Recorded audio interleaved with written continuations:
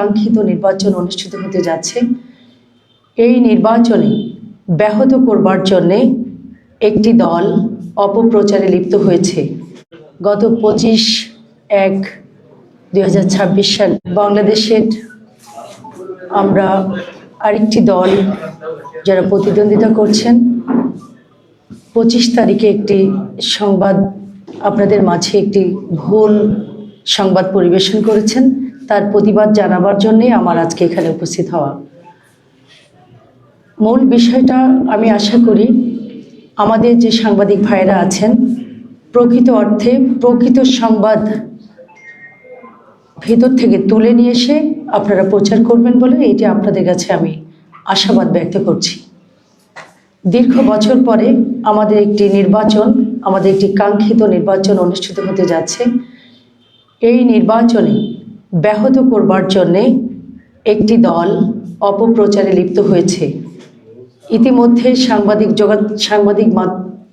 Social মিডিয়াতে আমরা যেটা দেখতে পাচ্ছি বিভিন্ন সময়ে মব সৃষ্টি করে এই নির্বাচনকে প্রলম্বিত করার অপচেষ্টা করা হচ্ছে।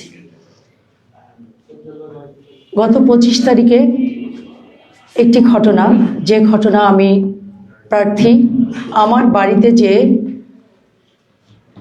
অন্য একটি দলের কিছু নারী নেত্রী আমাদের বাসায় ভোট চাইতে যায়। আমার শাশুড়ি আমার জায়েদের কাছে ভোট চায় তাদের মার্কাতে। যেহেতু আমি প্রার্থী সেহেতু আমার বাড়ি আমার শাশুড়ি সেখানে বলেন যে আমাদের বাড়ির প্রার্থী তোমরা আমার কাছে কিভাবে ভোট চাইতে আসছো। তাতে করে তারা একটু উত্তেজিত হন এবং বিভিন্নভাবে তাদেরকে বোঝাবার চেষ্টা করেন, বলেন যে আল্লাহ দোহাই দিয়ে, এবং ওনারা যেটা বলছেন ইতিমধ্যে যে তাদের মার্কাতে ভোট না দিলে জাহান্নামে যাবে, এবং মুনাফিক বলে সরাসরি আখ্যায়িত করেছেন আমার শাশুড়ি এবং আমার জাকে, যে এই মার্কাতে যদি ভোট না দেন তাহলে আপনারা মুনাফিকের খাতে আপনাদের নাম যাবে। সেখানে তাদের সাথে একটু কথা কাটাকাটি হয়।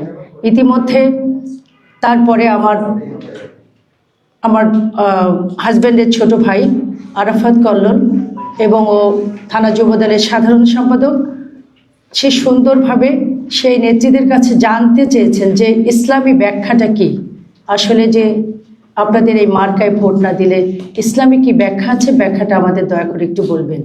শুধু এতটুকু মাত্র, বাকি আর কিছুই হয়নি। বিভিন্নভাবে আমার যে জনপ্রিয়তা আছে সেই জনপ্রিয়তাকে ক্ষুণ্ণ করতে নানা অপকৌশল এবং অপষড়যন্ত্রে লিপ্ত হয়েছে। আমি বিশ্বাস করি আমার চৌগাছা চিগুরগাছাবাসী এমন কোনো মিথ্যা তথ্যে বিভ্রান্ত না হয়ে আপনারা সঠিক তথ্য যাচাই বাছাই করে আপনারা সংবাদ প্রকাশ করবেন। আপনাদের কাছে আমার বিনীত অনুরোধ।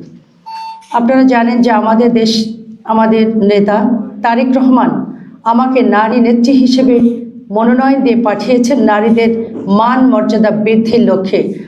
আমি নিজেই সরাসরি যেখানে নারীদের মর্যাদা রক্ষায় আমি মাঠে নেমেছি সেখানে এমন একটি ঘটনা ঘটবে, এটা অবিশ্বাস্য এবং অসত্য এবং ভিত্তিহীন। আমি গত 25 তারিখের এই তাদের সংবাদ সম্মেলনের আমি তীব্র নিন্দা এবং প্রতিবাদ জানাচ্ছি।